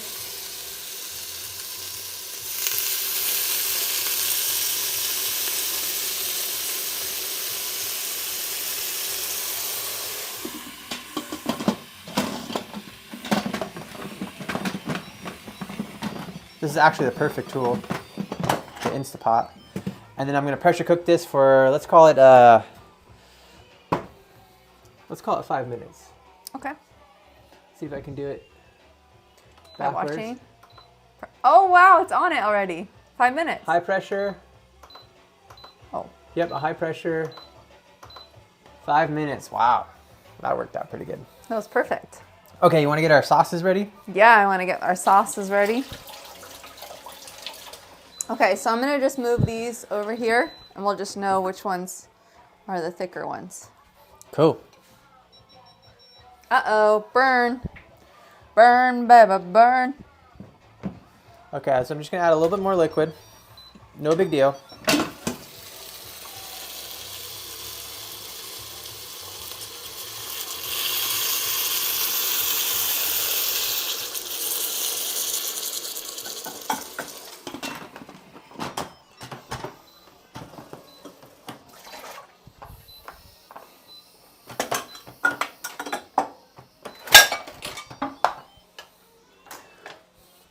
I'm okay adding liquid to these because we're going to burn it off and it's steam cooked anyway, so no big deal. We'll just burn off the extra liquid here. All right, what dippings are we going with today? So let's definitely do a cilantro, green onion, sesame seed. Okay. Cilantro, green Or onion. shoyu, excuse me. Where's our shoyu? There we go. Shoyu, green onion, and sesame seed. Yeah. Green onion on your right. Yep. Okay, what's the next one? Ooh. I think some of that sweet chili sauce that you had. Oh yeah, that sounds really good. Sweet chili sauce.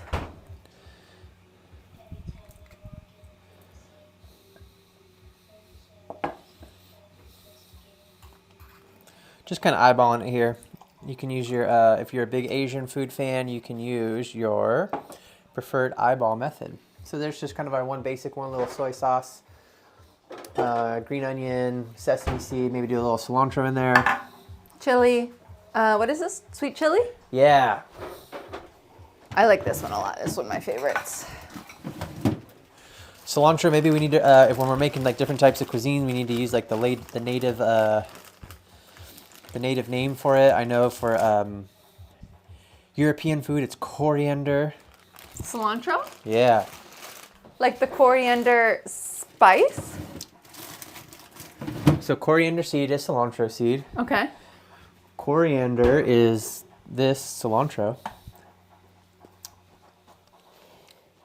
Oh, that's tasty. How are we at? Are we at 375-ish? Just below 350. How are our buns? Do you think these are proofing? Yeah, they're getting puffy again, right? I think they could probably go a little bit longer. Yeah. You could probably put them here. Yeah, let's do it. Actually, it's pretty warm up there. Yeah, maybe keep our dinner rolls going up there, reproofing, because after we punched them down. Comments, we're doing a good job explaining. Yeah. Okay. What's the next? Are these the only ones? Or do you want like a soy sauce? This is the soy sauce one. Yeah. And then this is a little sweet chili. Yeah, and then another one, good one would be like the Trader Joe's garlic chili onion. Garlic chili onion. Yeah. Oh, we didn't put any garlic in our meat. Oh no. Rookie mistake. Oh no. We didn't put any garlic in We didn't there? put any garlic in there. What were we thinking? What? Oh, in here? Yeah. Maybe just a little bit, because that is Spicy. very strong. Okay, probably have a couple minutes here. So it's steaming in our Instapot. We're pressure cooking it. 5 minutes. I'm gonna take the lid off after 5 minutes and take a quick peek, see if our chicken's done. And then if it is done, we're gonna burn off any extra liquid to re-crisp the bottom of these buns, because by now they've soaked up some of that fat from the ghee and the avocado oil. Right now they've gotten they're in getting pressure cooked, so they're kind of moist. So that's fine. We still got to cook the chicken, and we got to cook the rest of. We lost the steam. We lost the steam? Yeah. How do you know? Because look, it's not Steamy? it's not locked.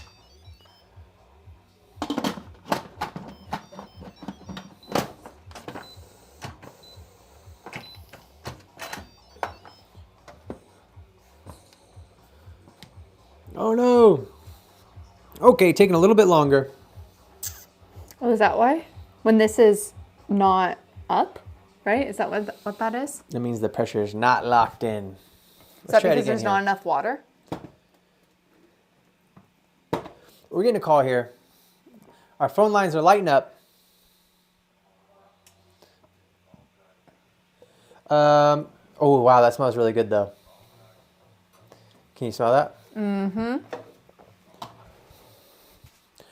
Quick sec. Yo! Wow, this is smelling really good.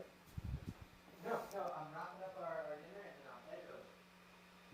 I can't forget about you. Yeah, baby, it's gonna be going.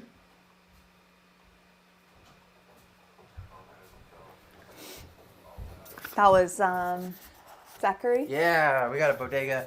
A little DJ after this. It's gonna be a good one. Are you wondering where you were? Yeah.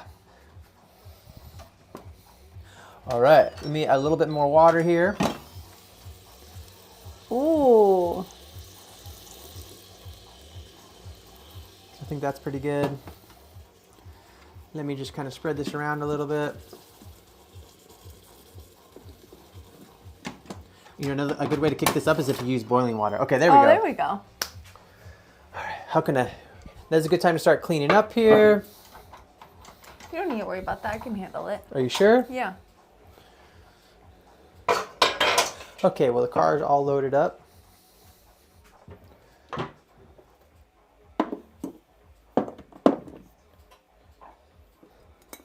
We got curry powder. That's pretty funny. That says curry powder? Yeah, we reused the That's ginger? the lid, yeah. Oh. That's funny. Okay, so you can see our beautiful dippings. So we have ready to go as soon as our Instapot says we can eat these. So, all right, should we check the oven? Yeah. Where are we at? Oh, there we go. 375, just in time. Okay, we reproofed our. Yeah, these are feeling pretty good. I feel those. Oh yeah. Do you want any butter on them? Or nah? Let's just throw them in. Yeah, let's throw them in. You should I think we put them in the Dutch oven. Yeah. Yeah, just throw them in the Dutch oven. Perfect. Timer? What do I need to put? You familiar? I think like 7 minutes? 8 yeah, minutes? yeah, really fast. I think it's like pretty quick. Come on, baby. Okay, our Instapot's at temp. Looking good. Garlic chili sauce. Yeah. These are going to be good. Okay, I'm going to start packaging these up because we're going to freeze some of these. Okay. And try to see what they look like when we cook them later. I feel pretty confident we can stack these. So we're just going to use a little container like that. Maybe the small baby ones? Yeah.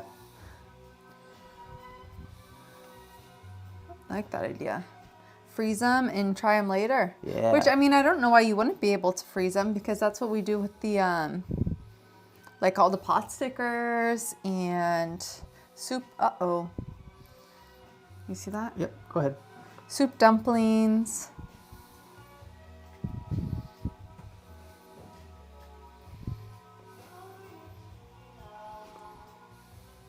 And we'll save the rest for tonight? Yeah, we'll do that another batch. Perfect. Okay, perfect.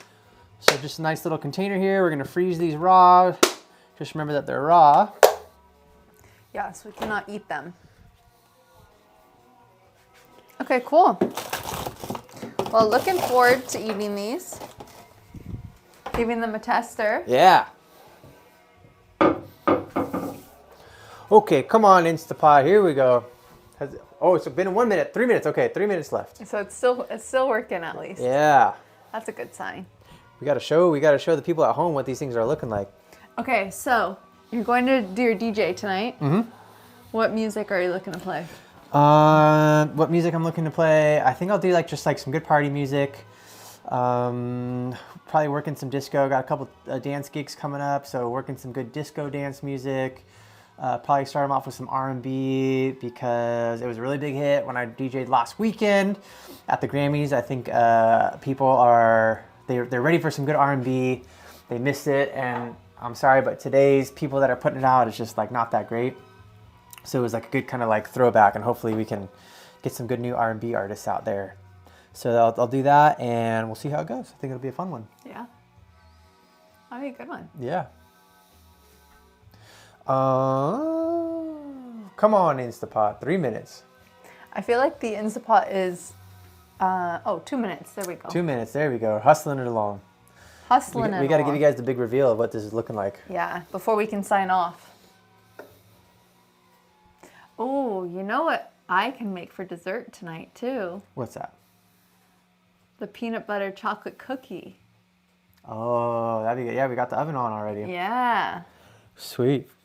Have that one tonight too. Good little Yeah. dessert. Everything's going smooth so far. You guys have run into any issues, any snags? I think this is a good team dinner here. Okay, so I have a question. If you didn't have an Instapot, how would you make these? Oh, that's dangerous. You would just do it in the pan and put the lid on. So same kind of process with a big kind of egg pan or a big casserole dish or something like that. Or not a casserole dish, but one of those big kind of a 9-inch pan with a lid. So fry them up on the bottom, throw a little bit of liquid on there. Stir fry pan. And then throw the lid on there. And I think this is going to go a lot faster because it's pressure cooked. So the only thing I'm a little bit concerned of now that I think about it is kind of blasting through our dough. If the liquid inside our filling expands too fast, it could rip through our dough and burst through, but they look pretty good last time I opened it, so we'll see.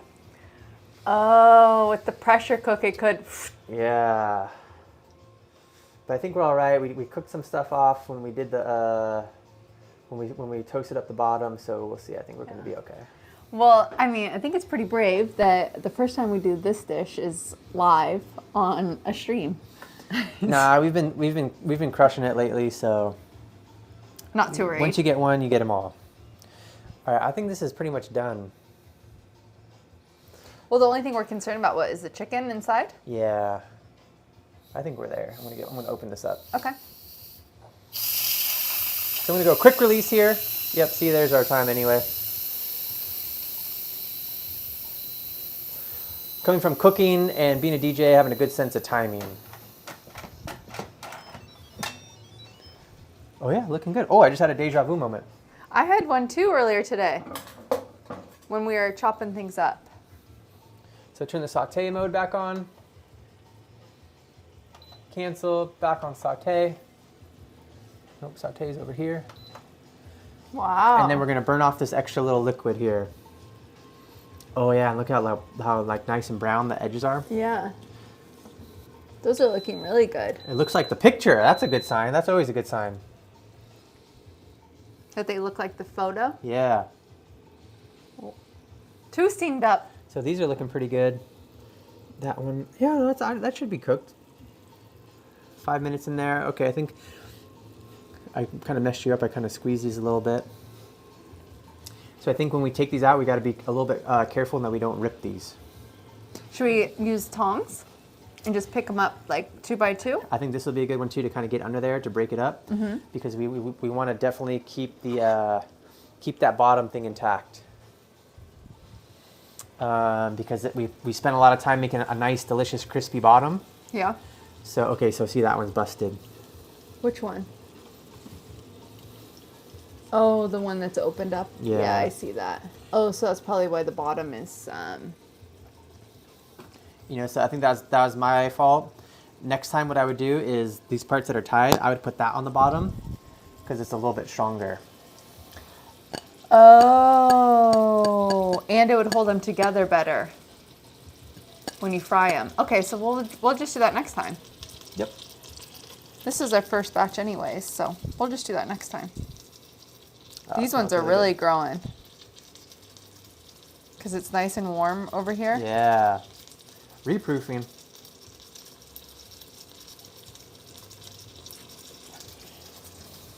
Oh yeah, this one's getting a little gooey.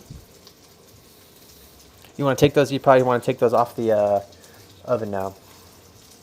Take them off the oven? Yeah. Well, we're going to throw them in there right after, right? Yeah. Off the oven, onto the refrigerator. Great work. Great work. Oh. You know what time it is? Check. Oh, these didn't cook at all. Okay, we'll keep them going. I think maybe it was 12 minutes was the cook time. Oh.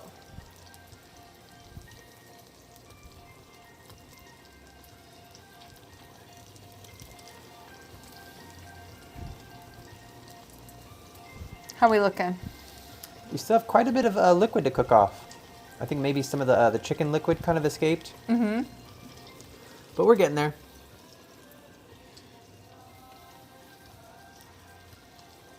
It's looking really good. Right? It smells great. And it smells really good. So we got a little bit of a slant here, so I'm just kind of spinning it around to get a good even cook off on all the liquid, so that some don't get too soggy and some don't get too burned. Keeping a balance here, keeping a balance. So when you saw the photo, was it flipped over, or were the little things? Some of them were flipped up? over. Oh, that was? Yeah. And then I think it might be also like if you don't want to have all the dough on the bottom, it could be like a tying skill. So you keep that middle part kind of thicker. Yeah. And then you pull this end up. Yeah. And tie to make that end thinner. Oh. So just a technique. I see. Okay, That's we're a good getting there. technique. So we're done when all the liquid's cooked off. Okay. This will be a good time. We got some leftover all-purpose flour. I'll put that back into the container. We're running low on all-purpose flour. Yeah, we've been doing some good baking. Doing some good bacon. So some other items that we are baking tomorrow and for the rest of the week are, we got some sourdough loaves coming out, right? Yep, we got a lot of good pink sourdough loaves coming out. We are doing, pink sourdough. So they're for Valentine's Day. It's pink in the middle, and they're going to be a sweet potato-like sourdough. So those ones will be coming out later on this week, which we're really stoked about. The other things that we're cooking up are sourdough cinnamon rolls, which I'm really hyped about because cinnamon rolls are my jam. They're my favorite thing almost in the world. I love a good cinnamon roll. A good cinnamon roll, not bad cinnamon rolls. Those are hard. And so Justin's gonna make some sourdough cinnamon rolls we got a big weekend ahead of us. We got a big pizza weekend ahead of us. So he's gonna be baking a lot of sourdough pizza dough too, to have on hand, because we're gonna be pushing a lot of pizzas next weekend, a lot of pasta next weekend, a lot of meatballs. So we're doing full Italian next weekend. So we're pretty excited on that one too. Ooh. Okay, for the people at home, I think this is a good one to show. What we got going on here? So I think we're getting short on liquid. I'm gonna start fishing these guys out and showing you. Oh, look at that bottom. Yep, that's exactly what you're looking for. So that is a pan fried. Look at that. Oh, baby. Let's see. Okay, fucking hot. There we go. There's a good shot for you. Thank you. So we're cooking off the final liquid here. We got some gorgeous looking, wow, that almost looks like a scallop, like a perfectly cooked scallop. So I'm gonna start fishing these out as all the liquid gets cooked off. So number 2. Oh no, we lost the bottom there. That still looks really good though. So I'm trying to be a little bit delicate because I don't want to lose the crispy bottoms that we worked so hard for. Damn, here's another one that came off. So I think what happened is we did these a little too thin.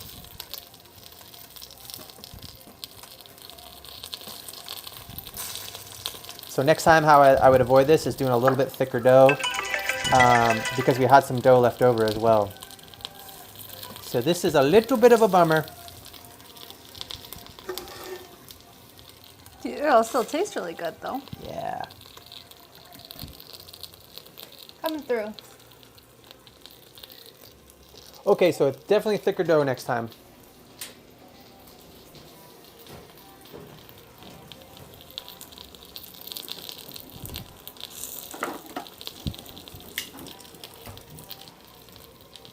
Sorry, baby.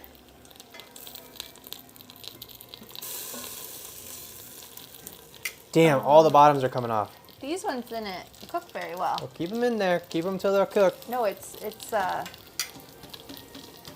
Keep it going. It's still not very dark on the outside.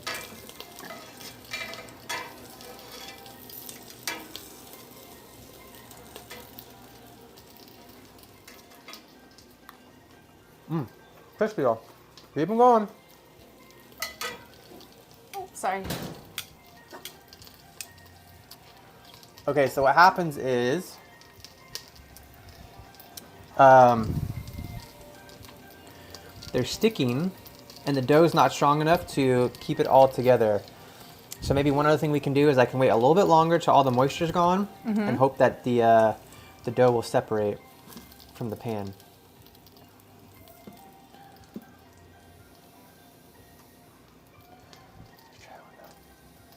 In the meantime. Good? Good flavor, try that one. Cooked all the way through? Yeah. Wow, the chicken's really good. The chicken filling.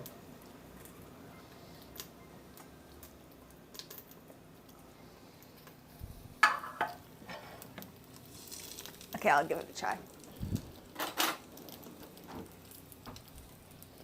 All right, so I'm fishing those out. That was our show, pan-fried dumplings.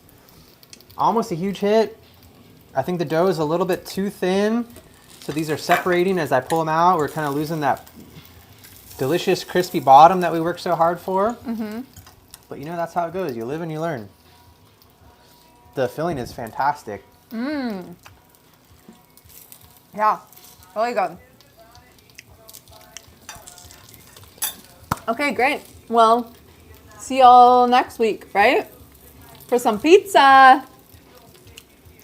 Thank you. See you guys soon. Bye.